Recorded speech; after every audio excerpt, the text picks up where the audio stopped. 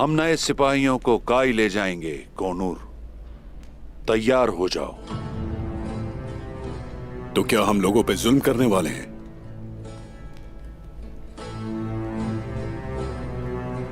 जरूरत पड़ी तो ये भी करेंगे कोनूर, लेकिन उम्मीद है कि हमें ऐसा नहीं करना पड़ेगा।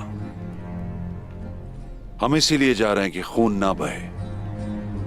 हमें अपने सिपाहियों को वहां पहुंचाना है ताकि उन्हें पीछे हटना पड़े। हाँ, अगर वो पीछे ना हटे तो समझ लें कि उन फसादियों का कत्ल हमारे लिए हलाल होगा।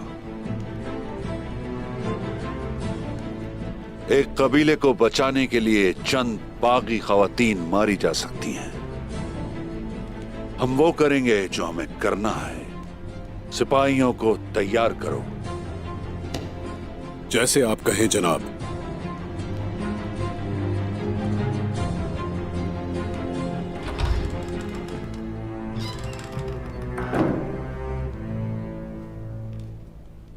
क्या तू अब तक तो उस्मान को मार चुका होगा।